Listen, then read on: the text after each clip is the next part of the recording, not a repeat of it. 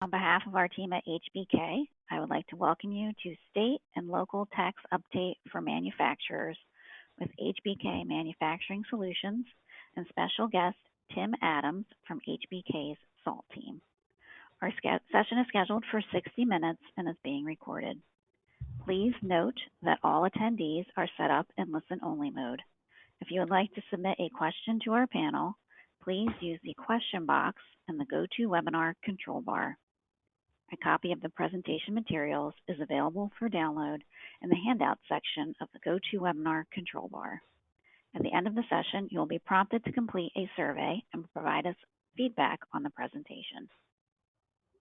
For more information and insights, please visit our manufacturing section of our Insights page at hpkcpa.com/insights.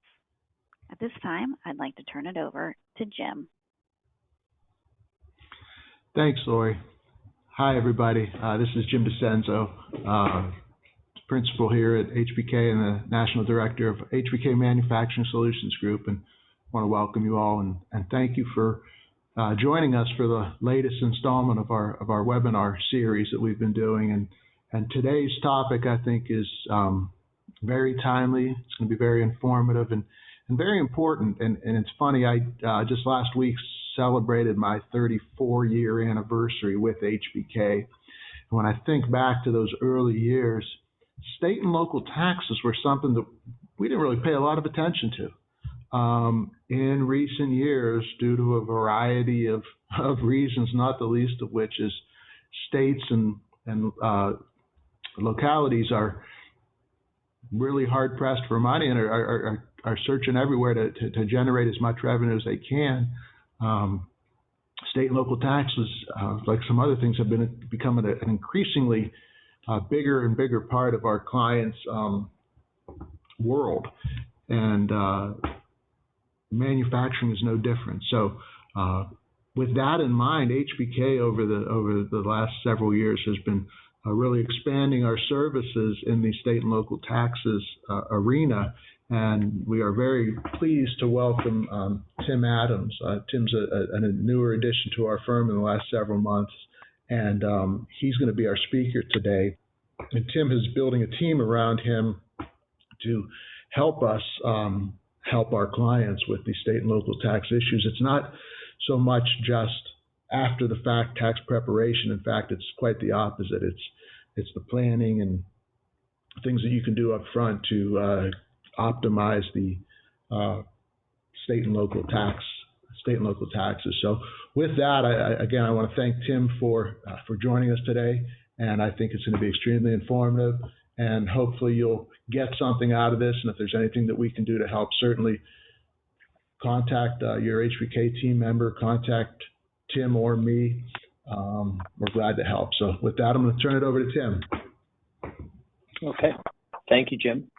And if it's okay to go towards our agenda page.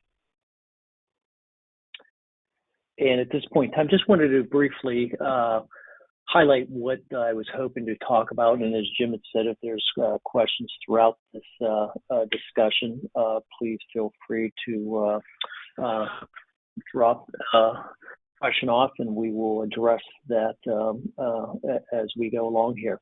And what I thought wanted to cover with you today from a agenda perspective is first, just talk in general about manufacturing exemptions, just from a higher level, in terms of what you can expect when you might be going into a new state, in terms of what state you generally allow in terms of manufacturing exemptions, and then talk about some of the specifics in some of the states many of our clients reside in. And also wanted to highlight to you some of the different opportunities I think that we can work with you on, as Jim alluded to, either hopefully proactively, but when problems do arrive, reactively, and when there's a state knocking on your door or a notice that comes your way. Just want to kind of highlight some of the areas where we think we can add some meaningful value to you when we're working along with your HBK engagement team. Also wanted to highlight and talk a little bit about economic nexus. That's such a big area these days, and as Jim alluded to, with states looking for more and more tax revenues, that's something that has been upended, based upon a Supreme Court case going back a few years. And we just want to kind of highlight for you what the latest developments are and what you should be aware of.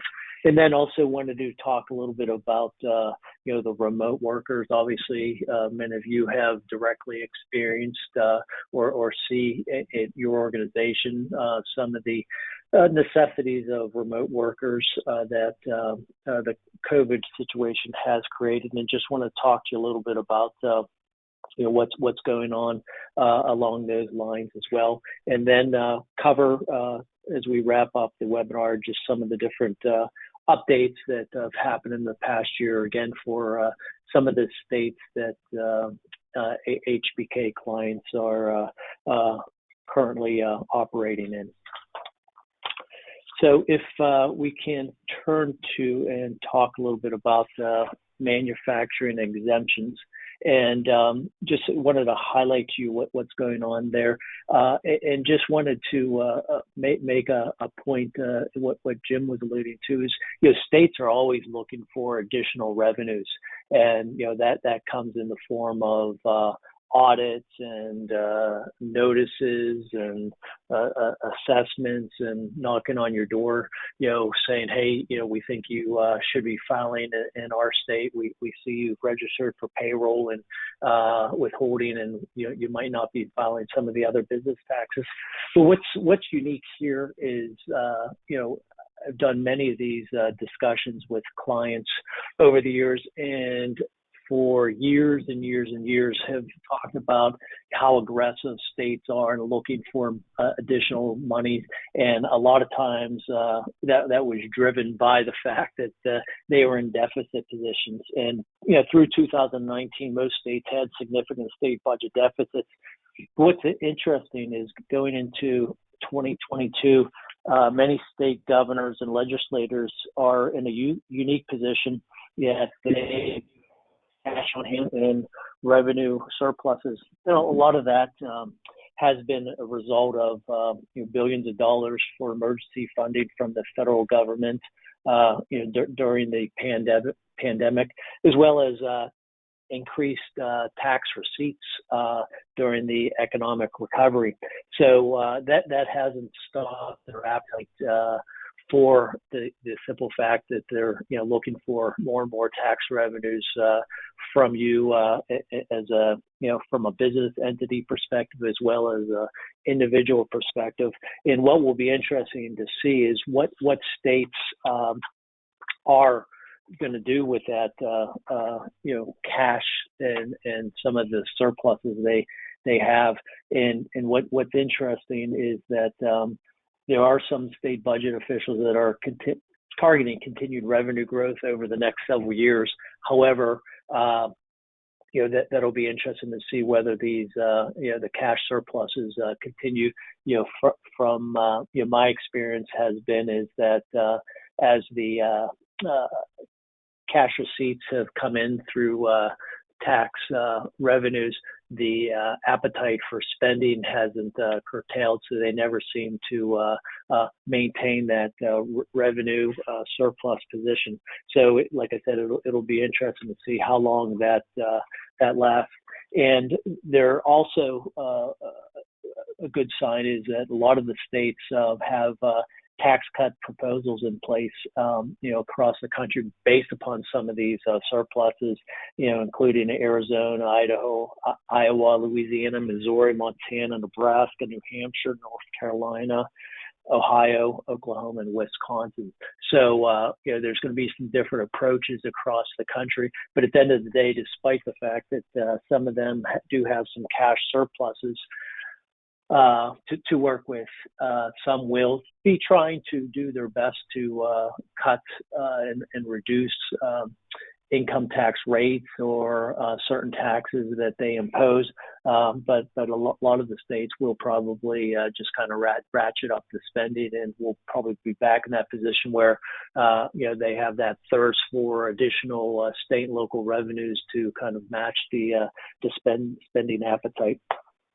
So I am going to turn now to talking about that overview of manufacturing exemptions, and really want to highlight that these are some general things that you should be aware of, and then obviously when you're looking at a particular state, look at that state's particular and specific rules and regulations. But in general, the raw materials and the tangible personal property are exempt from tax when they are incorporated into the manufactured product. So that's something that you can count on. So when you're taking a look of what you're purchasing, just make sure that those raw materials and anything of TPP nature that's incorporated into that final product of what is being made is exempt from tax when it's purchased.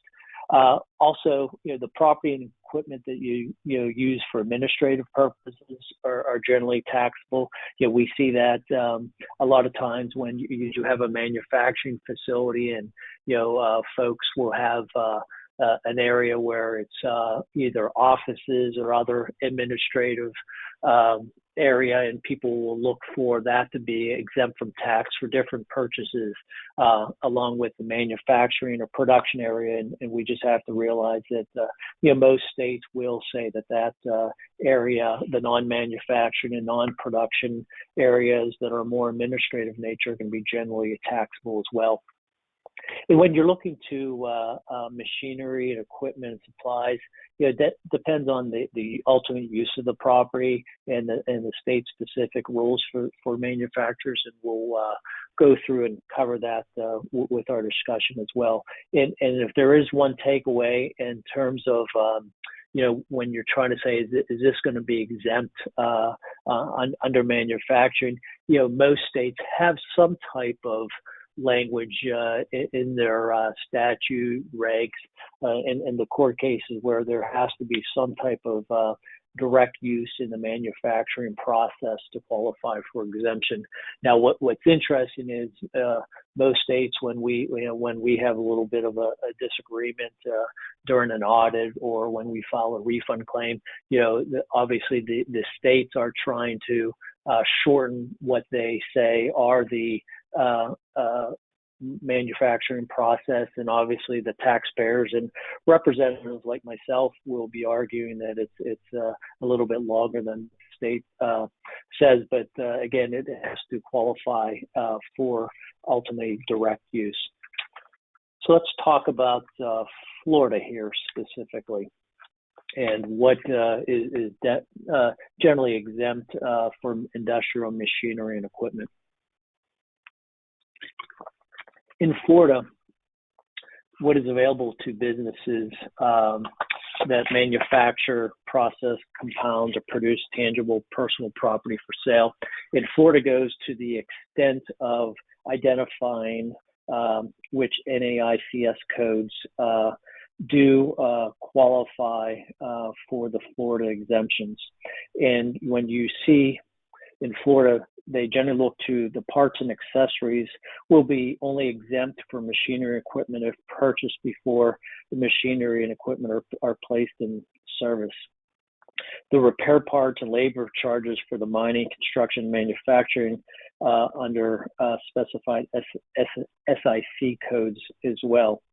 And they also will look for exemption for industrial machinery and equipment that is used to increase output by new or expanding business. So, what you can look towards is there something that, that you're purchasing, something that you're using that ultimately is an enhancement to the business process that increases the output as well. And then obviously, the area of R&D and any machinery and equipment that is used in R&D is exempt in Florida, as well as pollution control equipment and machinery when it is installed to comply with the DEP. And that's something else that I think we can count on for the most part, that many states will exempt any of the machinery equipment that is connected to R&D or pollution control. But we're always looking to make sure that it does line up and comply with the specific state statute and regulations. Let's talk a little bit about New Jersey on the next slide. And New Jersey has exemptions for machinery equipment for use or consumption directly and primarily in production. So again, there's that direct use language that I alluded to in the general overview, and New Jersey relies on that as well. And from New Jersey's perspective is defining production begins with raw material when it's committed to manufacturing operation and ends when product is in form sold to the ultimate consumer. And that's one of the things that you'll see a lot of times. Taxpayers will get a little ahead of themselves and try to seek exemption when things are, just kind of on the shop floor or out in the shop yard, and they're in the raw material form and haven't been committed to or started into the production process. And then the other area that we often have disagreement with the state is the states will differ slightly, but when does that production process ultimately end? But you can see here from the New Jersey perspective, they talk about raw material when it's committed to the manufacturing operation and ends when the product is in the form that the ultimate consumer buys it in. The other thing in New Jersey is you look towards the direct use of production is use and transformation of raw materials to finished product, and we get into a lot of discussions here in terms of sometimes is what exactly has the manufacturer done to a certain raw material? Is it significantly changed, altered in its form to when they initially purchased it? So there is often a lot of disagreement along those lines. But again, the state of New Jersey is talking about, again, that direct use, and when you're transforming the raw material to the finished product that is sold to the customer as well. And then also what is exempt is supplies, tools, parts with a useful life of 1 year or less. That will be subject to tax in the state of New Jersey. So let's talk about Ohio here on the next slide as well. And Ohio is generally a pretty good state in terms of having opportunities for exemption under manufacturing. And one of the first things in Ohio to highlight here is that there is exemption for TPP used primarily in manufacturing when producing tangible personal property and sale. So that's the overarching exemption point in Ohio. And in Ohio, manufacturing begins when the raw materials are committed to the process. And as I alluded to before, when we were talking a little bit about New Jersey, again, just the simple storage of raw materials is not part of that process. That at the end of the day, what has been pretty much decided by the courts and out there in Ohio and other states is that when you've purchased raw materials and they're kind of sitting there, and you might even be moving them from one pile to another, that manufacturing process is deemed to have not commenced yet at that point in time. As I alluded to, that Ohio is generally a pretty good state all in all for when you're looking for manufacturing exemptions, because we deem it to be quite broad and generally includes the following when used in the manufacturing process. So you have exempt machinery and equipment, material handling equipment, supplies that interact with the product, property that's used to test raw materials or products, as well as the utilities and fuel used in operations, as well as parts and repairs that happen to equipment that's directly used in the manufacturing process. So from a state and local tax perspective, Ohio generally has been a pretty good state for the manufacturing exemption overall. Let's turn our attention to Ohio's neighbor to the east in the Commonwealth of Pennsylvania. And in Pennsylvania, there is an exemption for machinery, equipment, parts, and supplies, again, directly used in manufacturing operations. That's something that you'll be tired after our hour together here hearing about direct use, but that's really what the buzzword is. So when we go in there and do battle with an auditor, or we go and file an appeal to the states, that's really what we're trying to articulate our arguments about, that whatever we have for our client, that we're arguing that it has and is being directly used in the manufacturing operations. Also, manufacturing operations begin with first production operations and end with the packaging of products for the ultimate consumer. So again, PA, has had many fights along those lines, and really what they're trying to do is then, says that, hey, when that production process is done, and then you have basically packaged that product up for the consumer, that's where the manufacturing process ends, and that's again, at the end of the day, really what it comes down to in the manufacturing world is, where does that production process begin in a particular state, and where does it end? And they're all generally have similarities, but there are some specific differences and nuances, no doubt. And like I said, when cases have gone to appeal and gone to court, really what it is you have a taxpayer that's trying to expand or broaden, when it begins and when it ends, and then you have a Department of Revenue that obviously is trying to argue that it doesn't end as soon as it doesn't begin as soon as the taxpayer thinks or wants, and it ends before they think it does as well.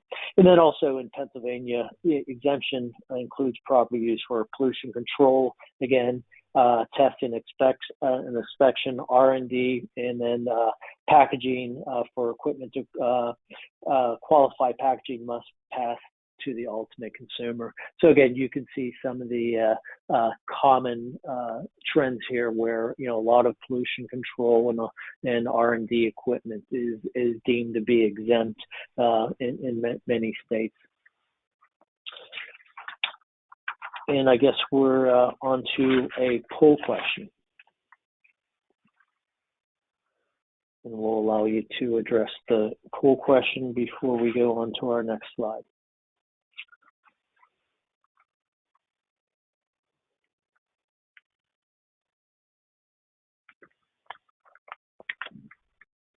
Okay.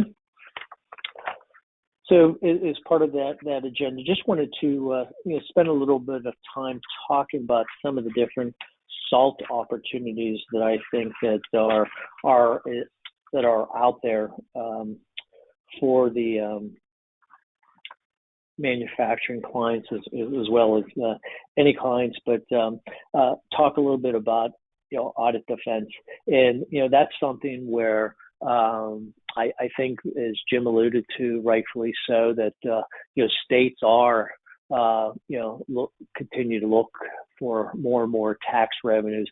And one of the things that I think we can reasonably expect, and on a future slide down the road when we're talking about sales tax in particular, you're going to reasonably expect that with COVID coming to an end, and state departments of revenue starting to become a little bit more active in the office and out at client sites, one of the things that you can reasonably expect to be happening is to see increased audit activity. And one of the things I think is really, really important from that perspective is be ready for the audit and defending the audit. And I think one of the concerns that I've always had from that perspective is, it's just something that a taxpayer should not be light in terms of its attention to. So at the end of the day, many of the auditors have some expectation of what they're assessing in comparison to the amount of time that they're spending on or at a particular client. So that's very important. And we're here to help you from that audit defense perspective. Is there are some clients that want to handle the audit defense on their own, and kind of use us in an advisory capacity. In other situations, they don't have the time, the manpower to maybe handle it, and then turn over audit defense to our team. So the bottom line is that we're here to assist you in any regard with audit matters. And the big thing is, I just would stress is just don't open up your doors and your file cabinets and your records to an auditor and kind of let them go to town. In many of those situations when that's been done, that there's been taxpayers that have had some very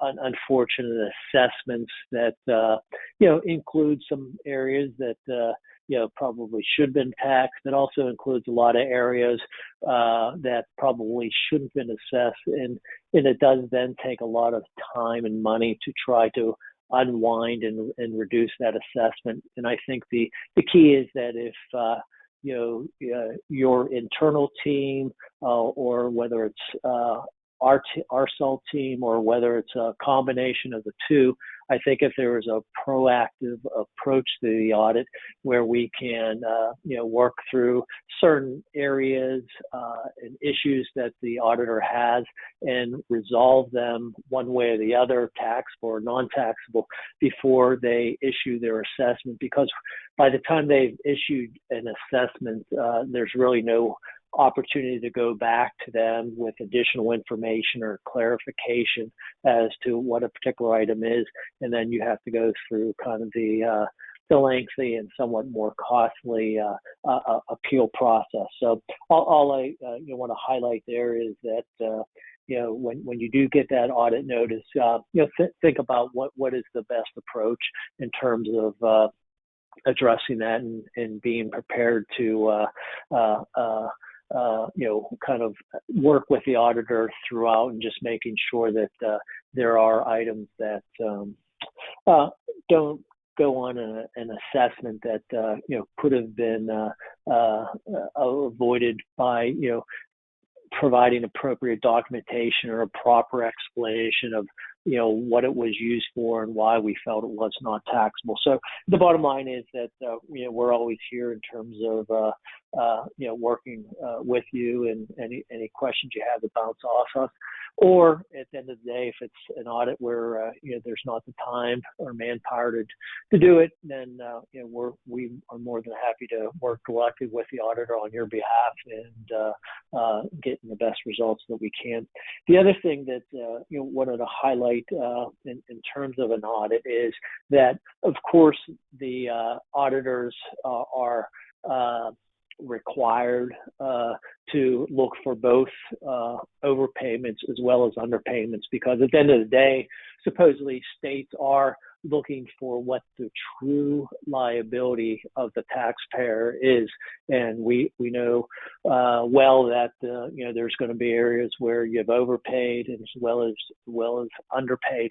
And I think any time that you have an audit going on, it's always worthwhile for you or for our team to take a look at areas where you might have overpaid, because despite the fact that an auditor is required often to properly determine what the taxpayer's liability is, that the underpayments are the ones that are typically recorded, and the overpayments somehow escape being included in reducing any tax liability.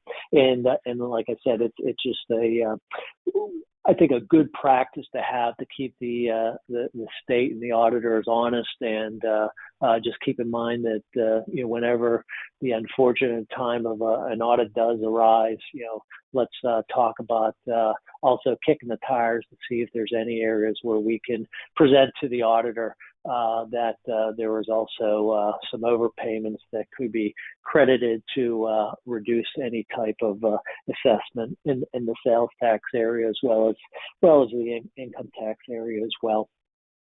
And if we could go to the next slide of SALT opportunities.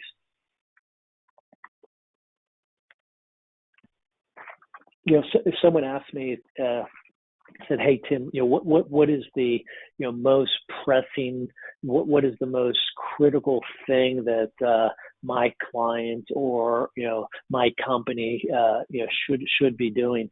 And I think there are many, but at this point in time, I think it's the first bullet here is a Nexus analysis, and what that is Nexus often refers to a connection that a taxpayer has with a state that requires the filing of a tax return, and that could be sales tax. And a lot of people associate that with Nexus these days because of the Wayfair decision that we can talk a little bit about here. But it also includes income taxes and gross receipts taxes, and based upon the states being desiring more and more tax receipts, they are becoming more and more aggressive of trying to get more and more taxpayers filing tax returns in their state, whether it's for sales tax purposes, again, the income taxes, gross receipts, etc. And so I think that's something that really needs to be done, periodically, whether it's each year or so, just making sure that you understand where your business is being conducted, where you have your salespeople going in and where you have, technical reps, where you're shipping tangible personal property, where you might have a new employee residing, and where you might even have your remote workers doing their work during the pandemic.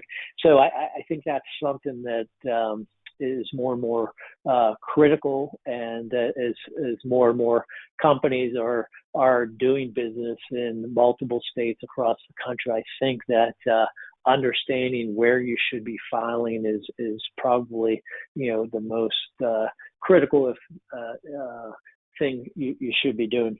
So what we talked about briefly, and I alluded to, was Wayfair. And what Wayfair is, for if you're not too familiar with it, is at the end of the day is that back in 2018 the U.S. Supreme Court decided that a company was no longer required to have a physical presence in a state for it to be responsible for collecting sales tax on products. So in the past, prior to Wayfair, you could be selling tangible personal property into a particular state, but you had no physical presence in that state.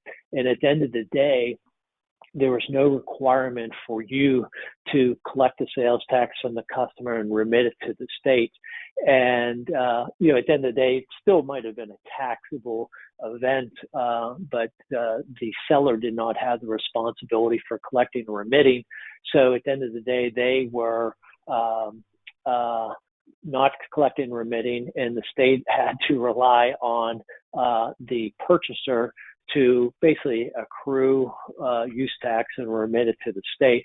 So one of the things that a lot of companies were pushing for was arguing that, hey, you know what, we really need something different here in terms of responsibilities for collecting sales tax, because it's much easier to require a company to remit the tax than it is for a Department of Revenue to fine the taxpayers that are not remitting the tax. So at the end of the day, the Wayfair decision basically upended that physical presence requirement, and they came up with a solution that basically said that if you had a certain threshold of sales, and generally most states have settled around $100,000, and or a certain number of transactions in a state where you don't have physical presence, you're now required to collect and remit sales tax, even though, again, you don't have that physical presence.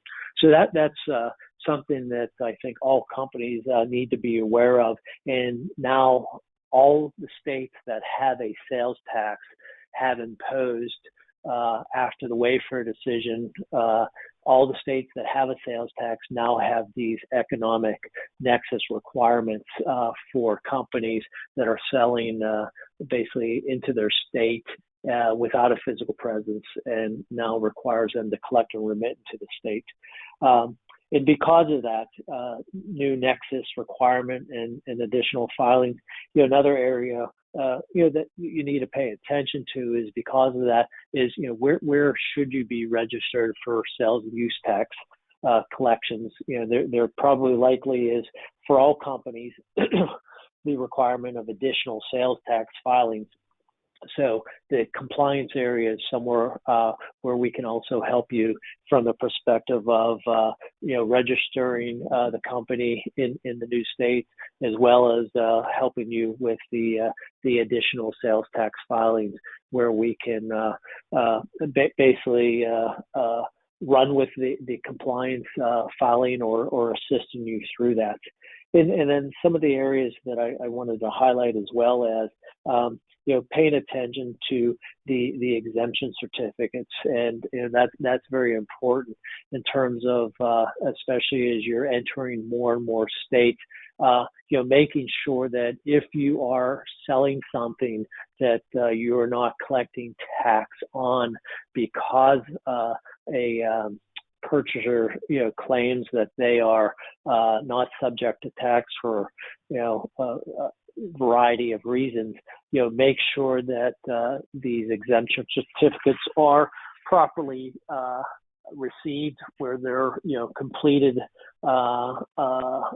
in full and accurately, and then that you maintain these exemption certificates in the event that you do get audited. And as more and more companies are expanding, where they have to file for sales tax purposes, there is probably the need for establishing, new improved policies and procedures to make sure that the sales tax collection process and ultimate filing of the returns are ultimately done in a correct and efficient manner.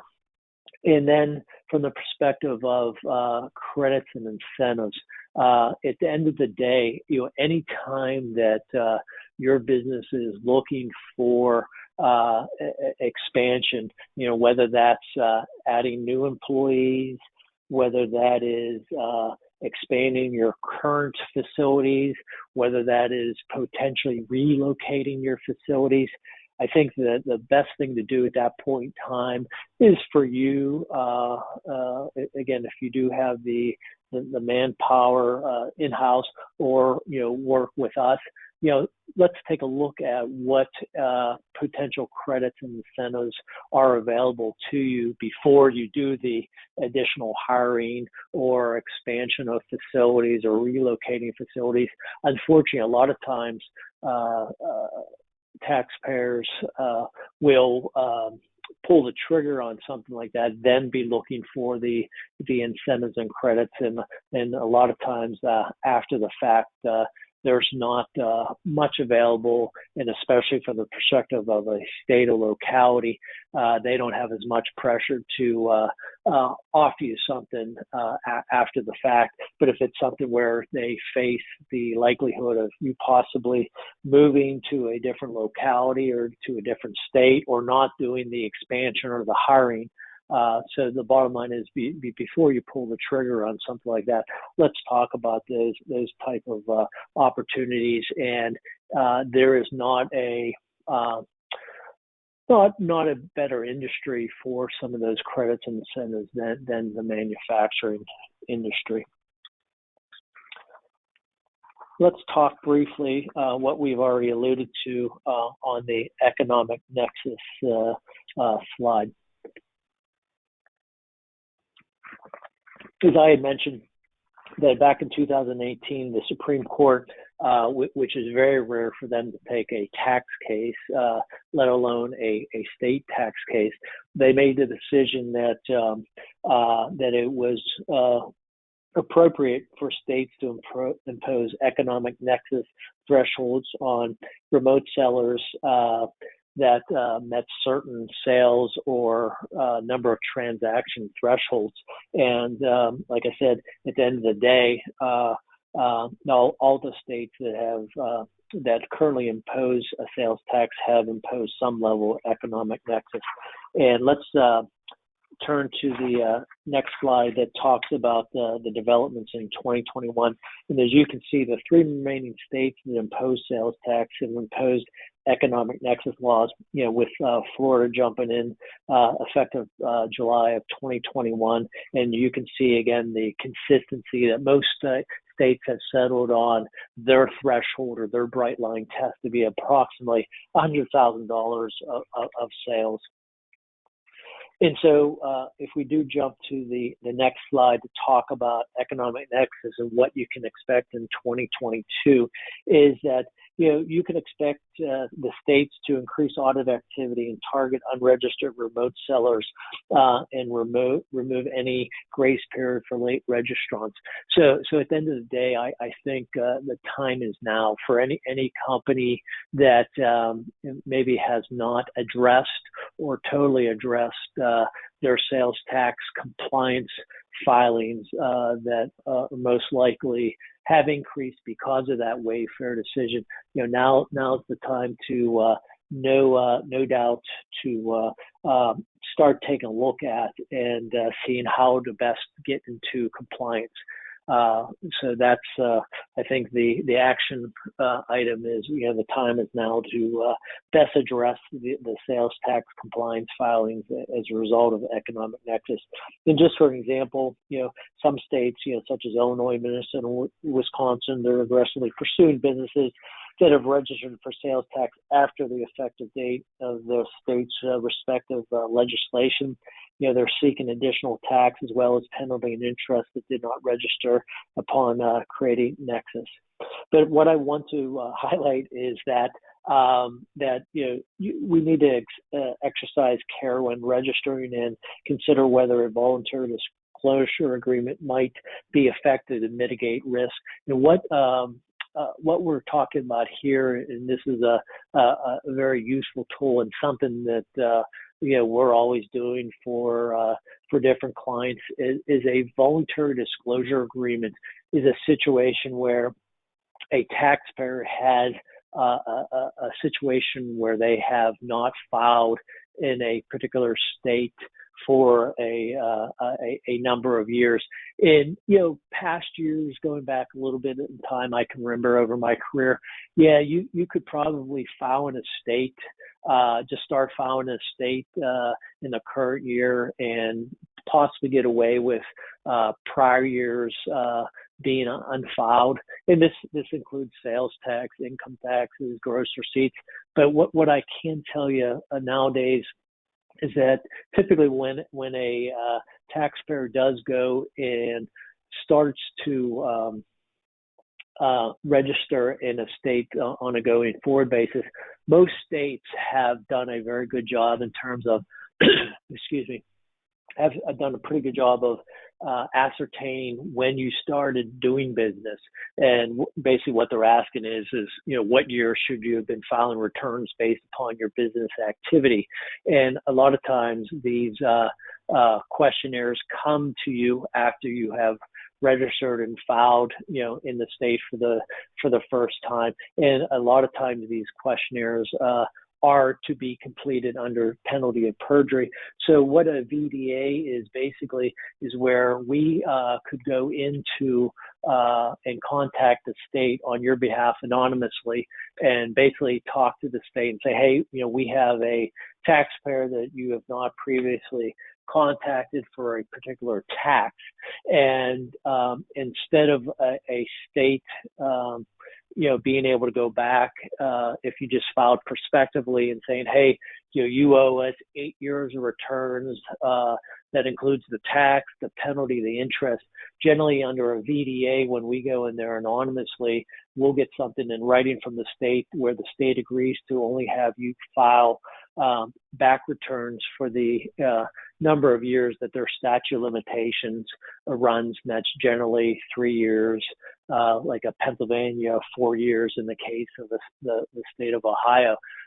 And what they will do is they will put in writing that, we've agreed to allow you just to file, the back 3 years of returns along with tax and interest, and then they formally also abate penalty.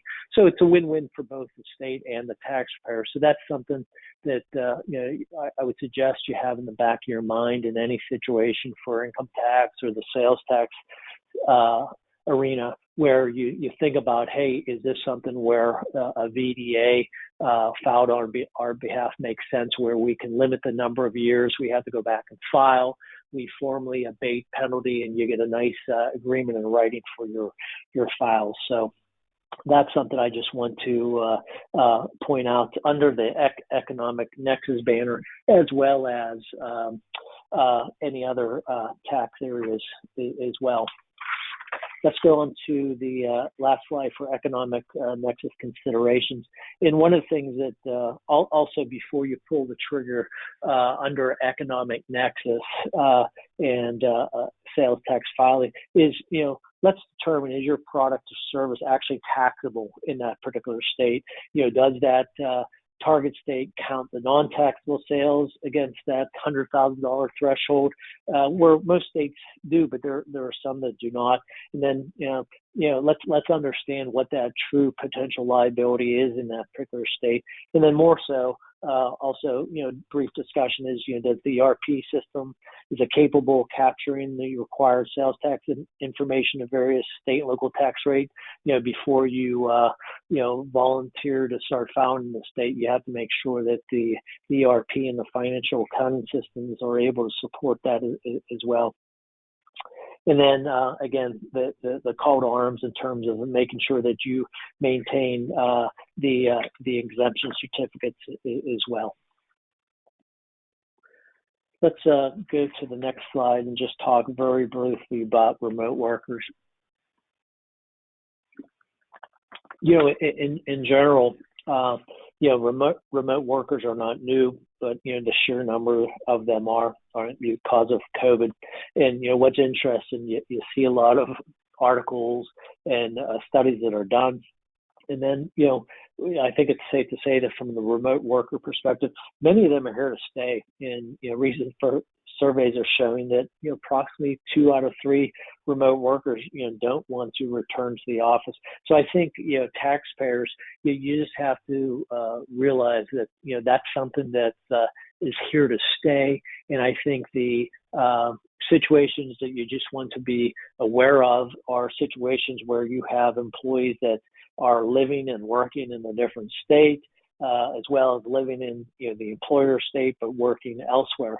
And at the end of the day, I think that the remote workers are here to stay. But most importantly, I think that any states that basically relaxed some of their filing requirements, where you have a worker performing services because of the emergency conditions under COVID, a lot of states are now going back to their pre-COVID rules that, might very well require you to have a filing requirement because of where a worker is performing their services.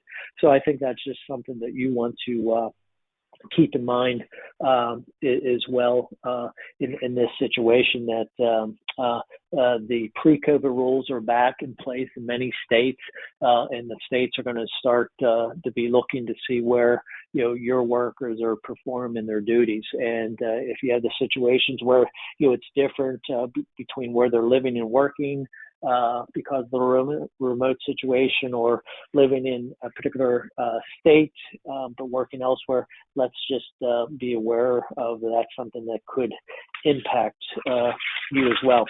So we have a poll question to handle before we go on to the next slide.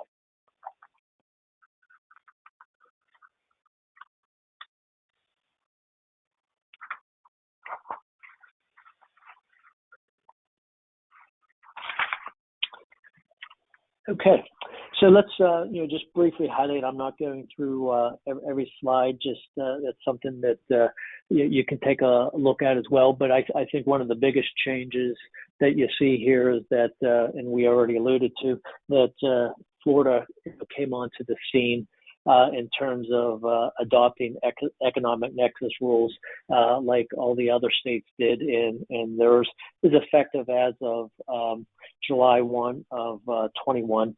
And if we go to the next Florida slide, that there was Internal Revenue Code conformity as of 1/1/21 as well.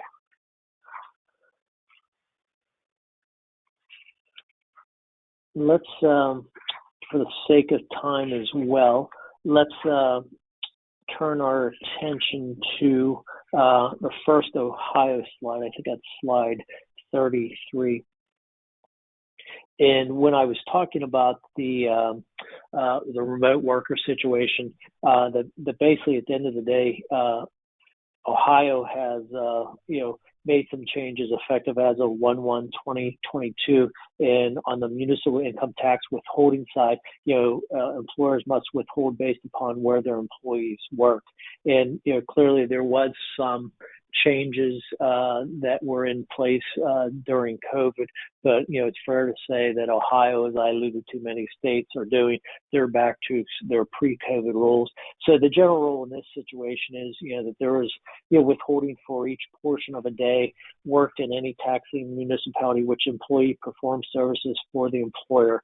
That does include employees who work in a different municipality on the same day, and that there are some exception, and one of the things that there is an exception, that there's the 20-day occasional entrant exception, and that allows a qualifying employer to withhold taxes for the municipality that is employee's principal place of work, as long as that employee does not work more than 20 days in the calendar year in the other municipality. And so that is out there in Ohio, as well as percolating in a few other states. But at the end of the day, I did make a bullet point that, based upon what has changed with these rules, and Ohio did put out a good Q&A that we have posted, embedded in one of our recent state and local tax articles on this matter, where they address certain questions associated with this, but also addressing that there are potential areas of refund, especially for some of the bigger cities because of this rule change as well. Let's see here. on Ohio, the other thing I just want to allude to that Amy did have a article out there at the end of December about there's a new round of Ohio's Tech Cred program that opens on January 3rd, where employer can receive reimbursement for industry recognized technology focused credentials obtained by employees. And there's basically applications available for this from January 3rd of 2022 to the end of January 2022. There's a reimbursement up to $2,000 per credential with a max of $30,000 total. And it does cover areas such as tuition, lab fees, manuals, textbooks, and other certifications. And being cognizant of the time we have,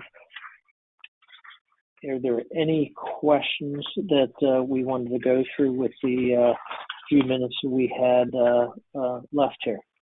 Yeah, Tim, we got one question in.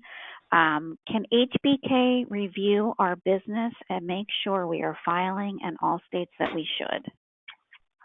Absolutely. And, what we generally do is, we have something that is in place that we would send to you. It's usually in a spreadsheet form where we try to get an understanding of where you have business activity by state. It's pretty easy to populate that information. So we're looking to see where your sales tax activity is, where where you have payroll, where you have property situated. And then there's a few other questions that allow us to, beyond those indicators, a few other questions of what other things that you're doing in the state. And then we basically line up those factors as to where we believe you should be filing with where you are currently filing, and then basically have a discussion with you that I always say it kind of marries the tax technical with the business practical, and talk about where you might want to consider additional filings, either prospectively or if you do think that there is some exposures, try to address things with some prior filings via a voluntary disclosure agreement. Wonderful, Tim. Thank you so much. We're just going to wrap up now. So thanks, Tim, for all of the helpful information. Please make sure to download the handout in the handout section so that you can go through the slides that Tim provided. And we hope everyone has a wonderful day. Thank you all.